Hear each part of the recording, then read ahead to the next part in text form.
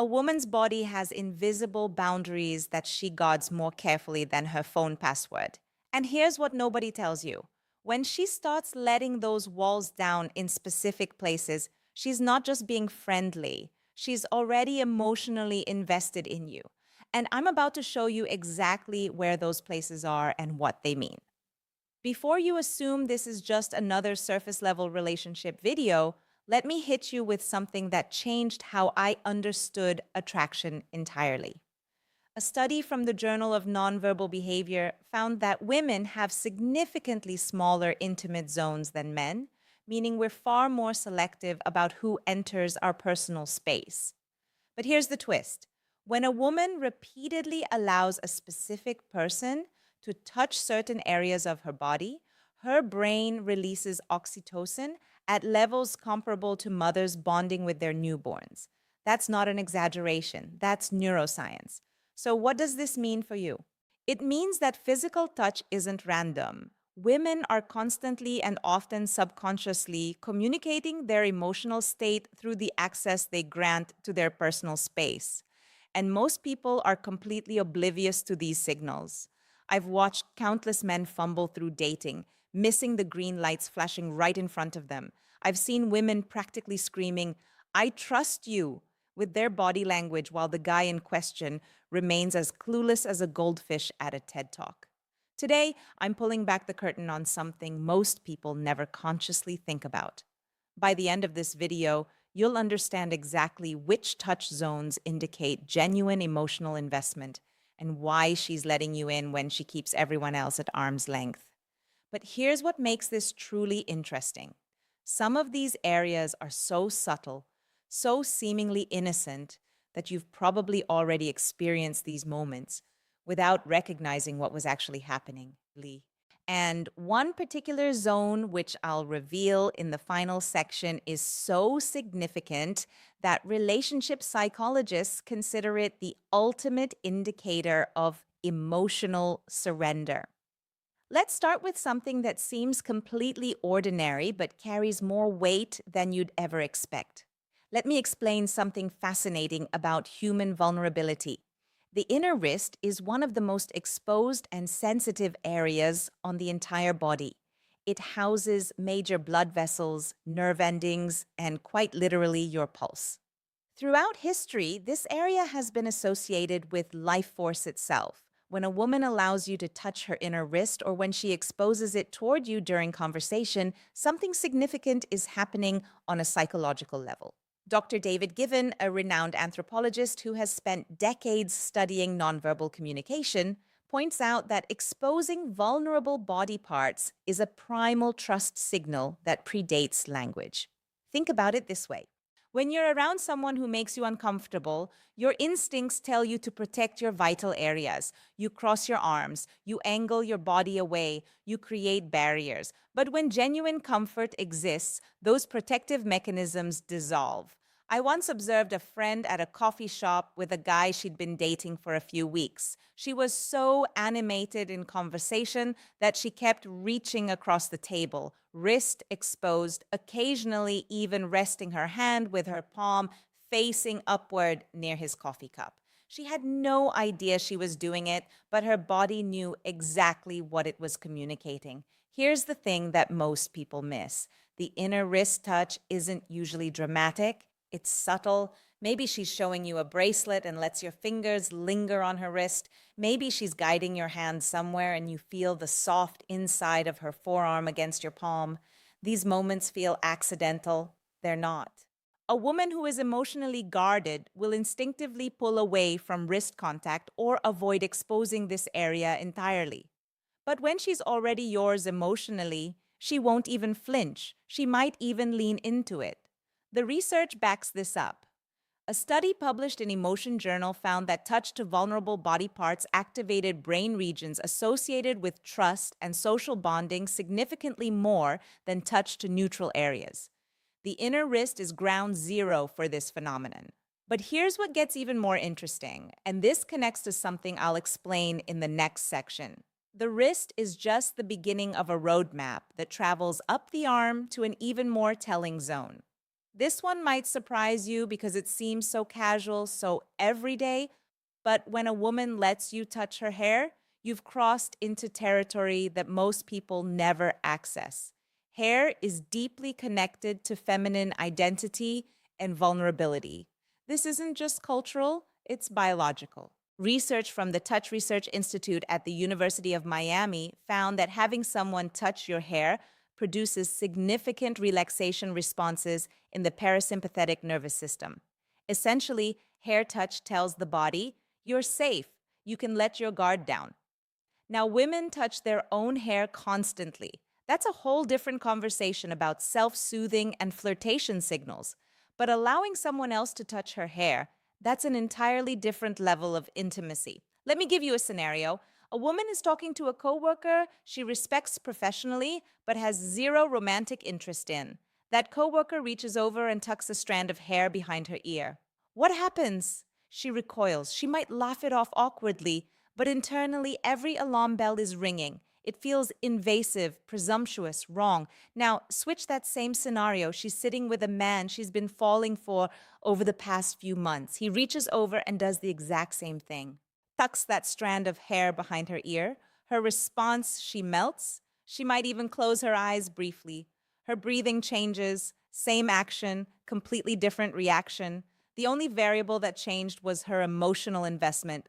This is why hair contact is such a powerful indicator.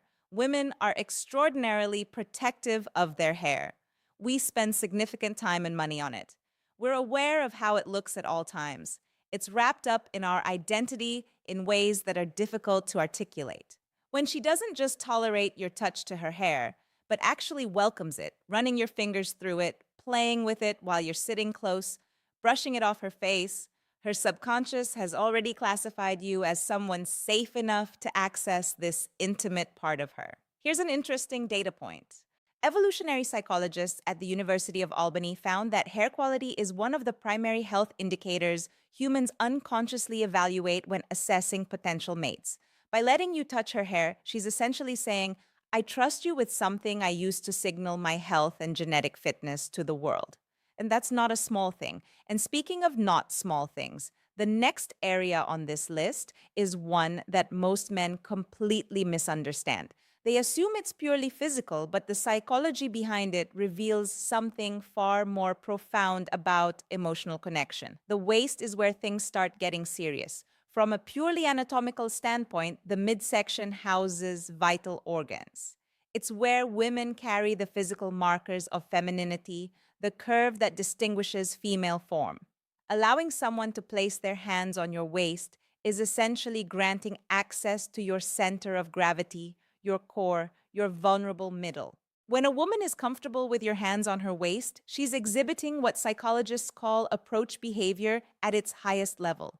She's not just tolerating your presence in her personal space, she's actively welcoming you into the zone reserved for protectors and partners. Here's something that fascinated me when I first learned it. Research on proxemics, the study of human spatial relationships, shows that the area immediately around the waist is considered the intimate zone, which typically extends only 0 to 18 in from the body. This zone is reserved exclusively for people with whom we share emotional intimacy, romantic partners, family members, and very close friends. When a woman who is not your relative allows sustained waist contact, her brain has already categorized you as someone in her inner circle. Let me paint a clearer picture here. Have you ever noticed how women react when an unwanted hand finds its way to their waist at a crowded bar or party? The response is immediate. She twists away. She creates distance. She might even physically remove the hand. The discomfort is visceral, but with someone she's emotionally invested in, the waist touch becomes an anchor. She might even lean back into it, using your hand as a point of connection while she continues whatever she was doing. She's not pulling away because she doesn't want to. Her body is seeking more contact, not less. I remember talking to a relationship therapist who shared something brilliant. She said, the waist is where we hold ourselves together, literally and figuratively. When a woman lets you hold her there, she's showing you that she's willing to let you be part of what holds her together. That reframing hit differently for me. There's another layer to this. The waist touch often happens in public, walking through a crowd, posing for photos, sitting side by side at a restaurant. This means she's not just comfortable with the contact, she's comfortable with other people seeing the contact. That's a statement. That's claiming and being claimed, all communicated through a single physical gesture. But if you think the waist is significant, wait until we talk about the next area, because this one requires a level of trust that most relationships never achieve. And yet, it's often overlooked as just another casual touch. The lower back is in many ways the final frontier of trust. Let me explain why. Humans are designed to protect their backs. From an evolutionary perspective, we're vulnerable from behind. We can't see threats approaching from that direction. Our spines are exposed. Our ability to defend ourselves is compromised. Because of this, allowing someone to touch your lower back requires what psychologists call instinct override. Your primal brain is screaming danger. You can't see what's happening, but your emotional brain is calm, responding. This person is safe. Stand down. When a woman lets you place your hand on her lower back, especially in a guiding or protective manner, she's demonstrating profound trust. Her nervous system has made a decision about you that bypasses conscious thought entirely. A fascinating study from Deepa University examined touch patterns between couples and found that lower back touches were among the strongest predictors of relationship satisfaction and longevity. Couples who engaged in frequent lower back contact reported higher levels of intimacy and security than those who didn't. This makes sense when you consider the context in which lower back touches typically occur. They happen when you're guiding her through a doorway, when you're standing close at a social gathering, when you're walking together and want to maintain physical connection without holding hands.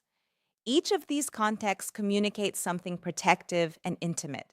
The lower back touch says, I've got you, you can relax because I'm here.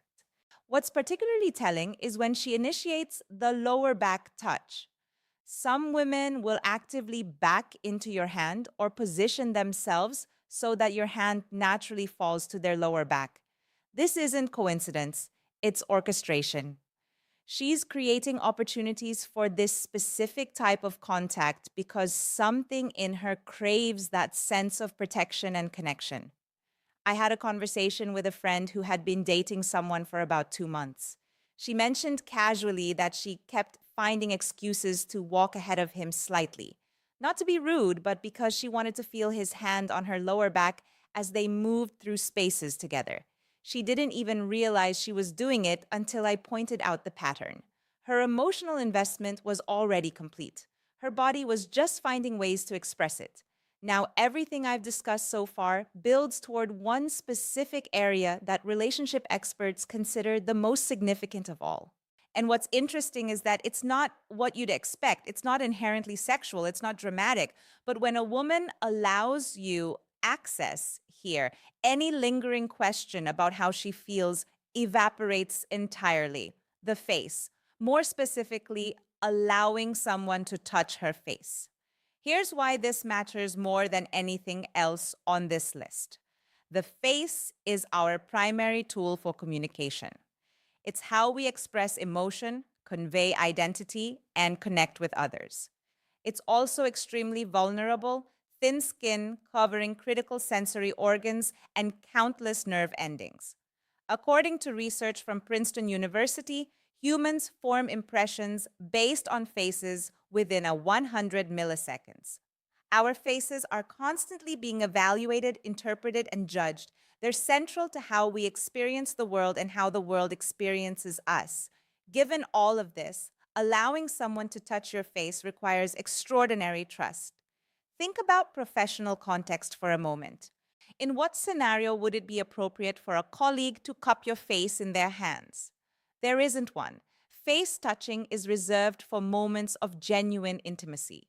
Romantic partners, parents with children, extremely close friends during emotional moments. When a woman allows you to touch her face, holding her cheek, tracing her jawline, even simply brushing something off her face, She's granting access to the most personal territory on her entire body.